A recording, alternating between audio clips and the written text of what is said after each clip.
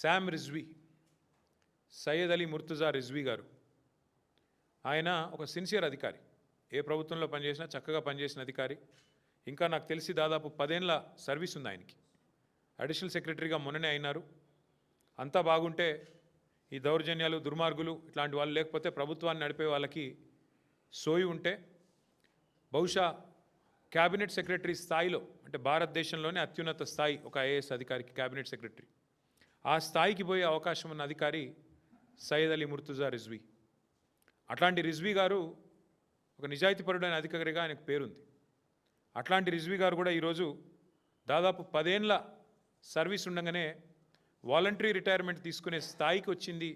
దౌర్జన్యాలు, దుర్మార్గాలు, అరాచకాలు అంటే ఎంత దరిద్రంగా ఈ ప్రభుత్వం నడుస్తున్నదో, ఎంత నికృష్టంగా ఈ ప్రభుత్వంలోని మంత్రులు, ముఖ్యమంత్రి యొక్క వైఖరి ఉందో దాన్ని బట్టే చెప్పొచ్చు.